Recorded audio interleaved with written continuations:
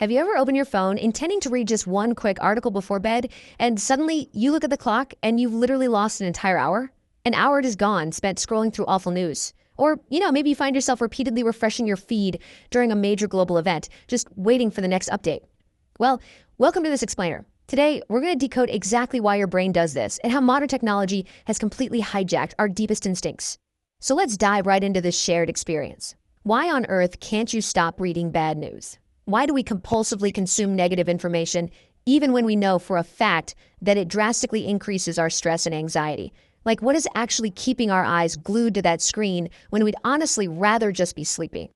To kick things off, what exactly is doomscrolling? Well, it's defined as the act of spending an excessive amount of time on digital content that elicits negative emotions.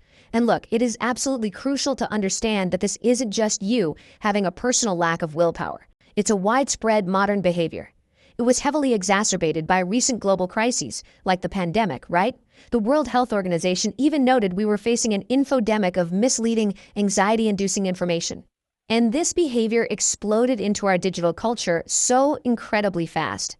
Get this, the term doomscrolling was literally only coined in 2018 by Ashik Siddique. Then, by 2020, as the whole world locked down, it surged to become a dictionary.com top trend. And by 2023, officially added to the Merriam-Webster dictionary. That is a seriously explosive rise into our everyday vocabulary. Now, the data shows exactly who is bearing the brunt of all this.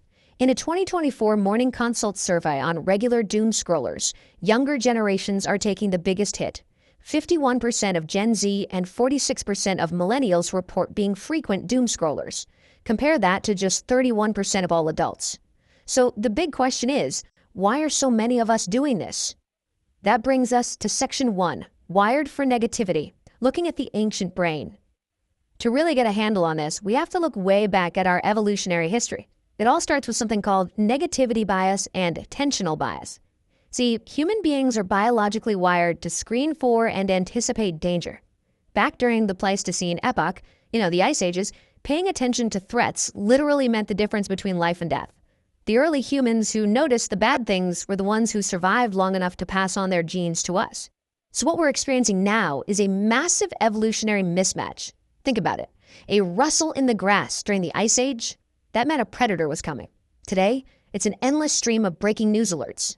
Through a process kind of like fear conditioning, your ancient threat detection system is treating every single digital alert like a life or death emergency. It is screaming at you to pay attention just so you can survive. All right, Section 2, the neuroscience of scrolling. Let's talk about dopamine and habit. Let's look under the hood at the brain mechanics and see how our internal circuitry processes these modern digital threats as total emergencies.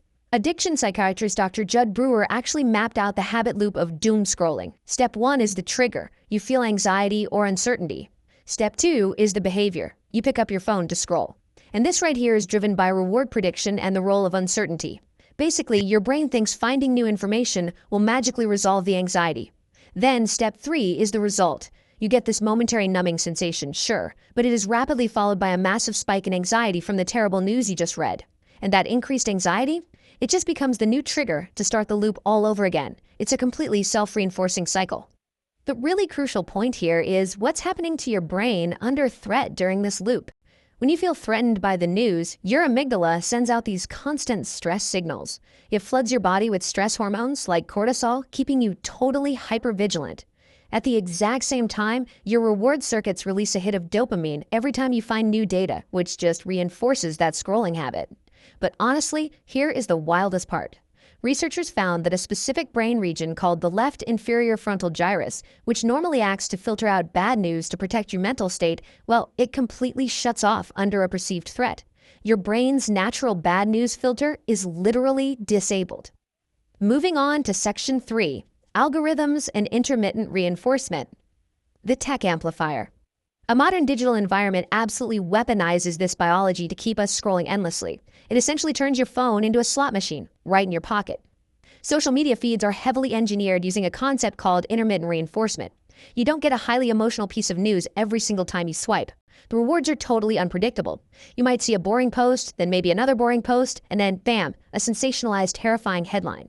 This unpredictability keeps your brain guessing and keeps you completely hooked. Recommendation algorithms are specifically designed for attentional capture, and because bad news naturally grips our ancient brains way faster than positive news does, it is continually pushed right to the very top of your feed. Just listen to this quote from Ozar Askin, the actual inventor of infinite scrolling.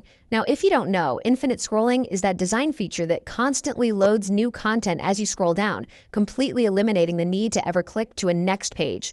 Well, Raskin later expressed major regret for this invention. He stated it was one of the first products designed to not simply help a user, but to deliberately keep them online for as long as possible. By removing those natural stopping points, these platforms successfully escalated problematic smartphone use on a massive scale. And this algorithm-driven behavior connects directly back to a concept from the 1970s called mean world syndrome. This is the belief that the world is actually more dangerous than it really is, and it results from long-term exposure to violent media. What was once just a phenomenon studied in relation to old television broadcasts has now been amplified on a massive, highly personalized scale by our digital feeds. It relies really heavily on the availability heuristic. Because you see bad news constantly, your brain just naturally assumes the entire world is highly dangerous all the time. Which brings us to our final section, Section 4, Not a Personal Failure, the Fallout and Resolution.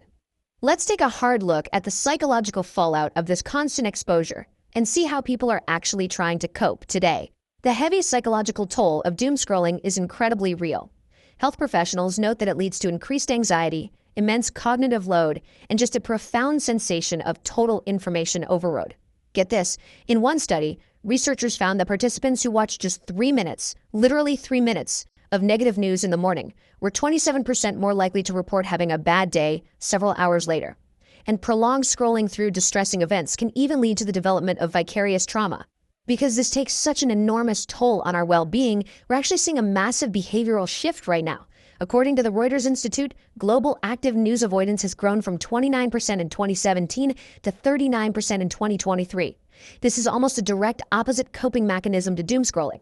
People are just so utterly exhausted and overloaded by the constant stream of negative information that they are actively choosing to tune out entirely just to protect their own mental health. So, as we wrap up, I want to reassure you with the absolute core insight of this explainer. You are not doomscrolling because you enjoy it. You're doomscrolling because your survival brain thinks this information might literally save your life. This compulsion, it's a deeply ingrained evolutionary survival mechanism, completely clashing with modern technology.